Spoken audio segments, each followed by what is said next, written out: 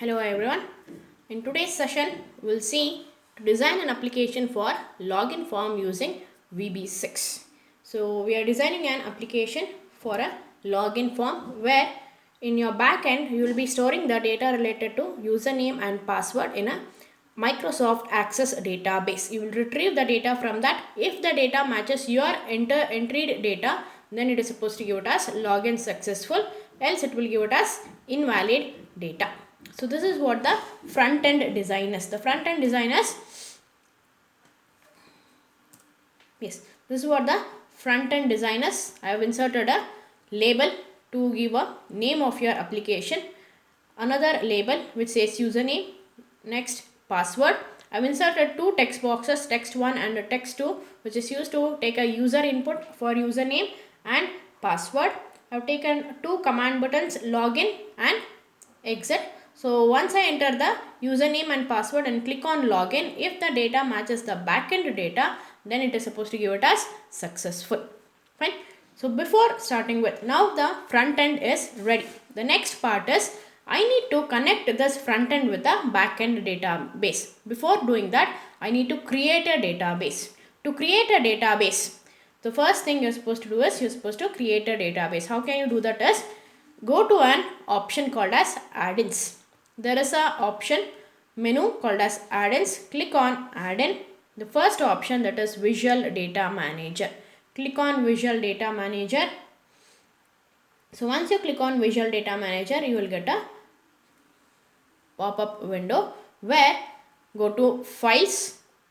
You are creating, you're not opening an existing one, but you are creating a new database. So I'll say it as new. Let me create it in Microsoft Access version 7.0.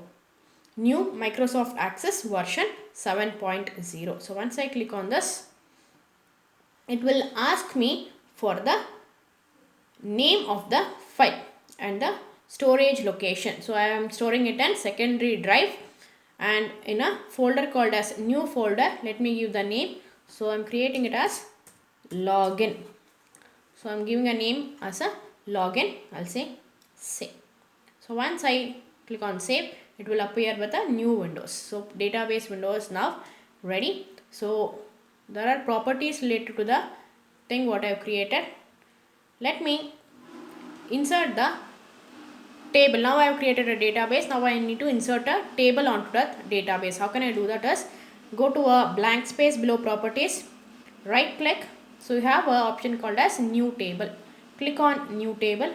So now it will ask for the table structure. Table structure includes the name of the table, the different fields, that is columns of the table, and what type of the data you need in that particular columns. So I'll give the table name as login itself.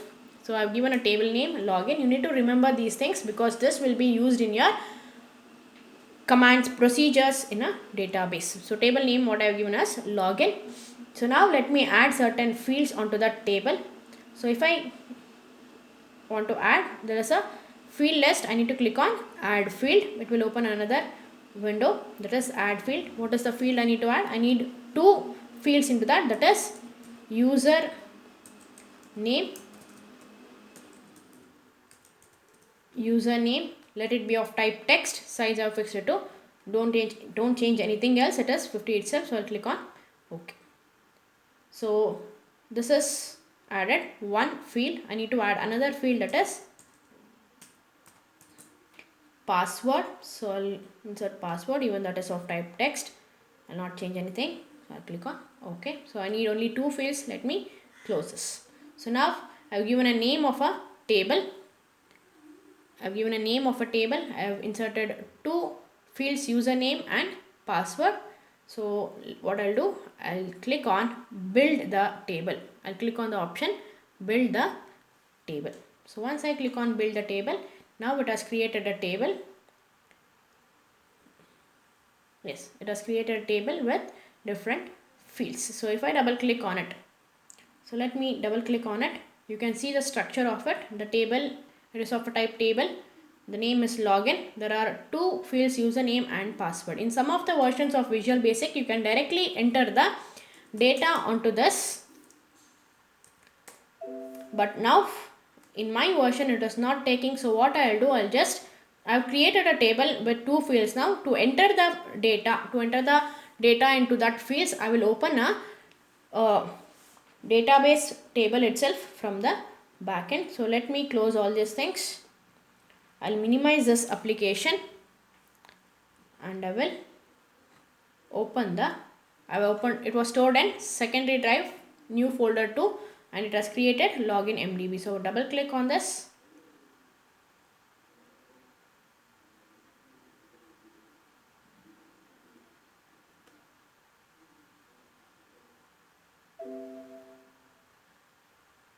Yes, now you can see it has created a table called as login. If I double click, it gives 2 fields, that is username and password. Let me enter the usernames over here.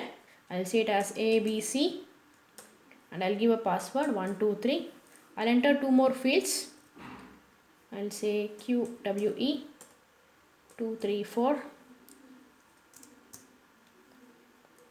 ZXC and 456. Yes, these are the username and password.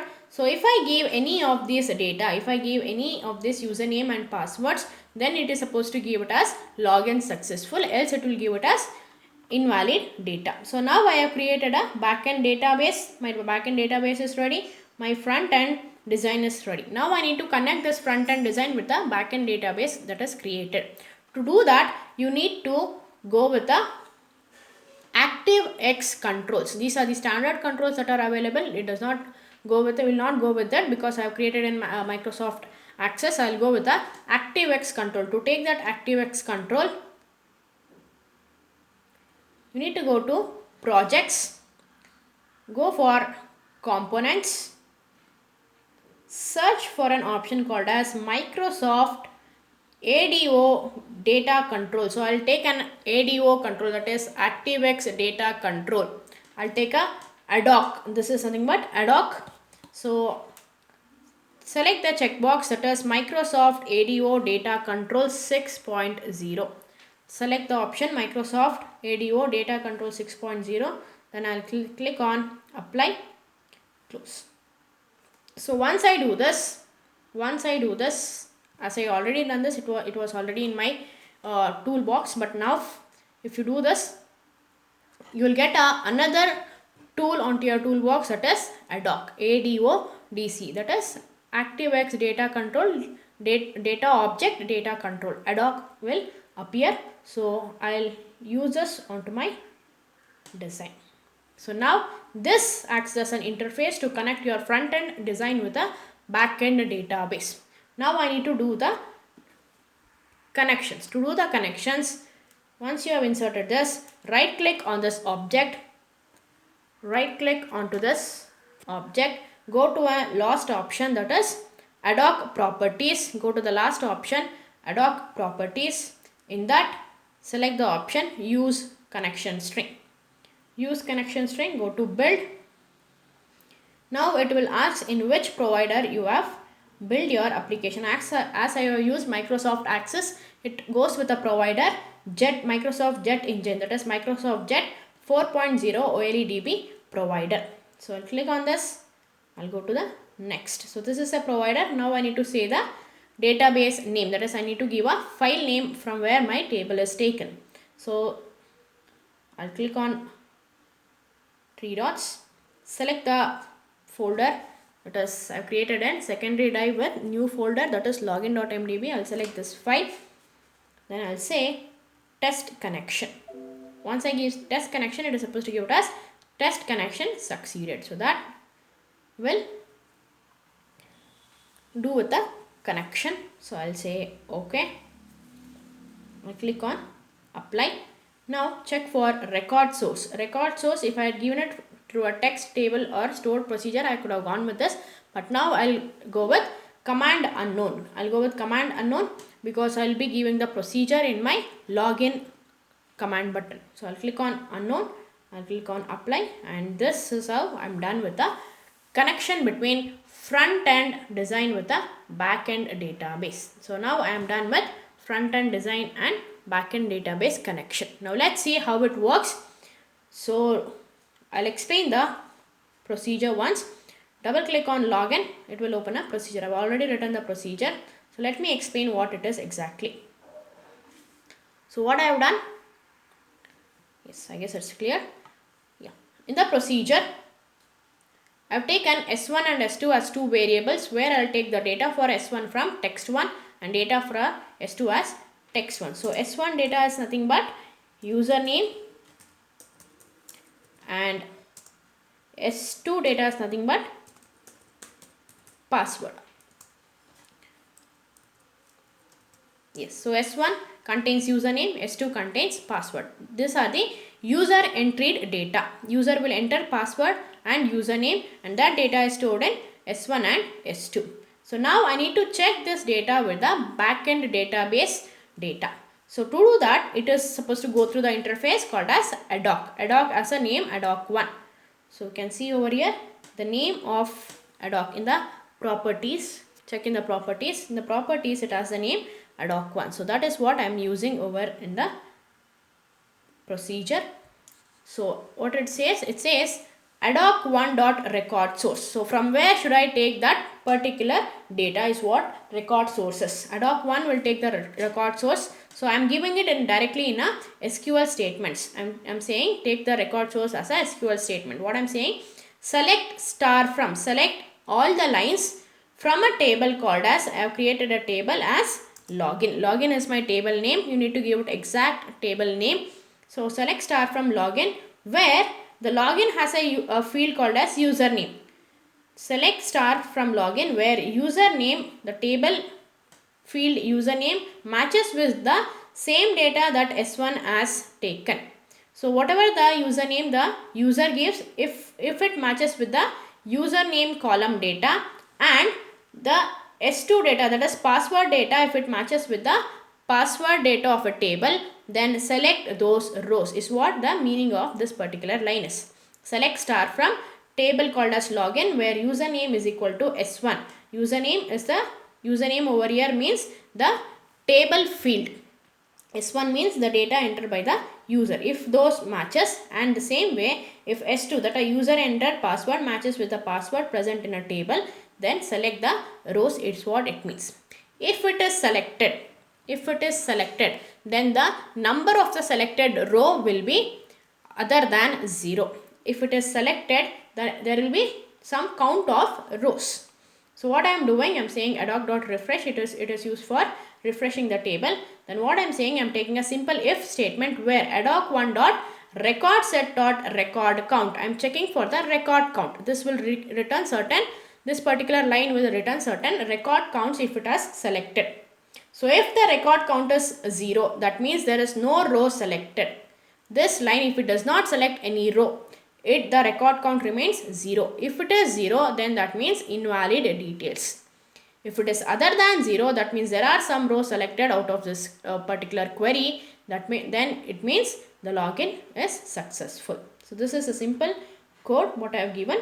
So let me now run the application. I'll run the application.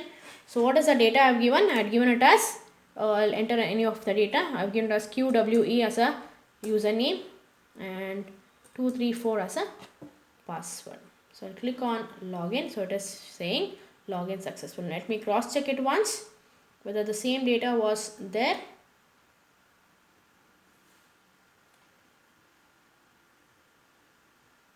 Yes, over here you can see. So here you can see I have given a same data in my database, that is QWE with a password 234. So I am giving the same thing. So it is giving login successful. If I enter anything else, I will click on OK. If I enter anything else, if I give any other password and if I click on login, it is giving invalid details. So this is what the login program is with respect to backend database which is created in Microsoft Access. So this is the connection of Visual Database with the backend database.